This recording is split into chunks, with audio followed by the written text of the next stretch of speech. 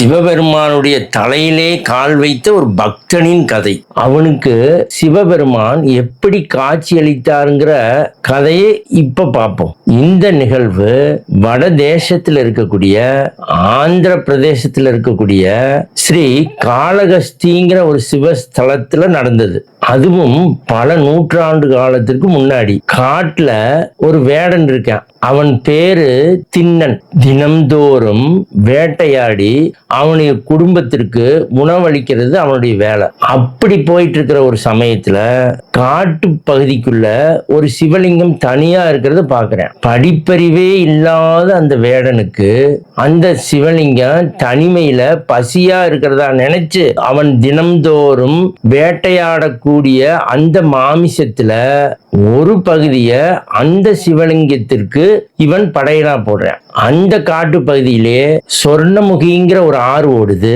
இவன் அந்த சிவலிங்கத்துக்கு அபிஷேகம் பண்ணும் சொல்லிட்டு கையில பாத்திரம் இல்லைங்கிறதுனால அவன் வாய் நிறைய தண்ணி கொண்டுட்டு வந்து சிவபெருமானுக்கு துப்பி அபிஷேகம் பண்ணுவேன். அந்த சிவனுக்கு அபிஷேகம் பண்ணி கையில கொண்டுட்டு வந்திருக்கிற அந்த படையில இறைவனுக்கு போட்டு காதுல பூவை கொண்டு வந்திருப்பேன். அந்த பூவை எடுத்து சிவனுக்கு பூவை போட்டு அபிஷேகம் பண்ணுவேன். இதே மாதிரி ஒவ்வொரு நாளும் வேட்டையாடிட்டு வந்துட்டு இருந்த அந்த கறியை அங்க வைக்கிறேன். இது இவன் இரவு நேரத்துல பண்ணிட்டு போக அதிகாலை நேரத்துல தினம்தோறும் அந்த சிவலிங்கத்தை பூஜை பண்ணக்கூடிய அந்த பூசாரியா இருக்கக்கூடிய பிராமணன் வந்து அதை டெய்லி சுத்தம் பண்றது அவருக்கு வேலை. இப்படி ஒரு தவறான முறையில இவன் பூஜை பண்ணிட்டு போறானேன்னு சொல்லிட்டு அந்த பிராமணே மன வருத்தத்தோட ஒவ்வொரு நாளும் போய் வீட்டுல படுக்கிறாரு. அப்படி இருக்கும் பொழுது ஒரு நாள் இரவு அந்த பிராமணன் தூங்கிட்டு இருக்கும் போது அவனுடைய கனவுல சிவபெருமான் தோன்றி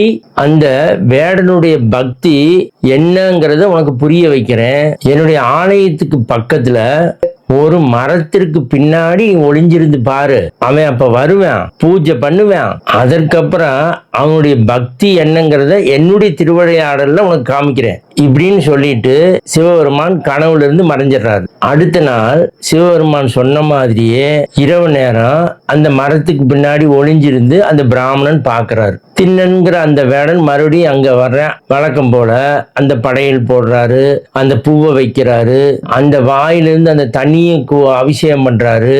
இப்படி இருக்க என்னைக்கும் இல்லாம சிலையில இருக்கக்கூடிய ஒரு கண்ணுல இருந்து ரத்தம் வருது. இப்ப அந்த வேடனும் பதறி போய் அவனுக்கு தெரிஞ்ச மூலிகைலாம் எடுத்து வச்சு பாக்குறான்.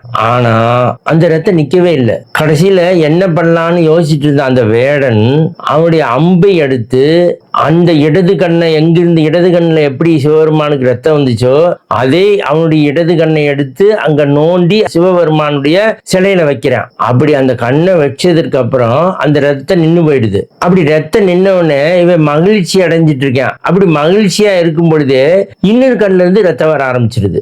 என்னடா அது, ஒரு கண்ணுல ரத்தம் வந்துச்சு, நம்ம கண்ணை வச்சு சரி பண்ணிட்டோம், இப்ப இன்னொரு கண்ணுலயும் ரத்தம் வருதே, அப்ப நம்ம இன்னொரு கண்ணையும் வைக்கணுமா அப்படின்னு நினைச்சிட்டு இருக்கும்போது இந்த பிராமணனு மரத்தடி இருந்து பார்த்துட்டு இருக்காரு. இருந்தாலும் இன்னொரு கண்ணை எடுத்து பிடுங்கிட்டா நமக்கு கண்ணு தெரியாம போயிருமே நினைச்சு என்ன பண்றான், இந்த சிவபெருமானுடைய சிலையில இன்னொரு கண்ணு ரத்தம் வர்ற கண்ணுல கொண்டு போய் தன்னுடைய சூக்கால் எடுத்து அந்த சிவபெருமானுடைய கண்ணு மேல வச்சு அதற்கு பிறகு இந்த திண்ணன் என்ன பண்றான்னு கேட்டா இன்னொரு கண்ணை அப்படி தோன்றதுக்கு கையை கொண்டுட்டு போகும்போதே சிவபெருமான் அப்படியே கண்ணப்பா நீ என்ன பண்டா அப்படின்னு சொல்லி அவரை கையை பிடிச்சிடுறாரு சிவபெருமான். அப்படி இந்த திண்ணனுடைய அந்த கண்ணப்ப நாயனார்னு பேர் வந்தது. இந்த ரெண்டு கண்ணை தோன்றினதுனால அவருக்கு கண்ணப்ப நாயனார்னு பேர் வந்தது. ஆனா அவனுடைய பக்தியில மயங்கி சிவபெருமானே வந்து காட்சி கொடுத்தத அந்த பிராமணனும் பார்த்தாரு. இந்த கண்ணப்ப நாயனாரும் பார்த்து இறைவனோட இரண்டரை கலந்துட்டார் அவர் பக்தியில. எப்படி ஆறே நாள்ல இந்த பக்தியில இறைவனை அடைந்த ஒரே மனிதன் கண்ணப்ப நாயனார். இந்த கதையிலிருந்து நம்ம என்ன தெரிஞ்சுக்கிறதுனா, இறைவனுக்கு நீங்க எத்தனை காலம் பூஜை பண்ணினாலும் கூட உண்மையான பக்தி இருந்து உண்மையான உருக்கம் இருந்தா இறைவன் வந்து கண்ணப்ப நாயனாருக்கு 6 நாள்ல காட்சி கொடுத்த மாதிரி நமக்கு காட்சி கொடுப்பாரு. ஆனா நம்ம கிட்ட உண்மையான பக்தி இல்லாதனால நம்ம வந்து வருஷ கணக்குல நம்ம ஒரு ஜபம் பண்ணினாலும் உண்மையா பூஜை பண்ணினாலும் என்ன பூ புஷ்பங்களை கொடுத்தாலும் கூட நாம் அந்த நிலையை அடையிறதுக்கு நம்ம நமக்கு உண்மையான பக்தி வேணுங்கிறத எடுத்து காட்டுறது இந்த கதையினுடைய சாராம்சம்.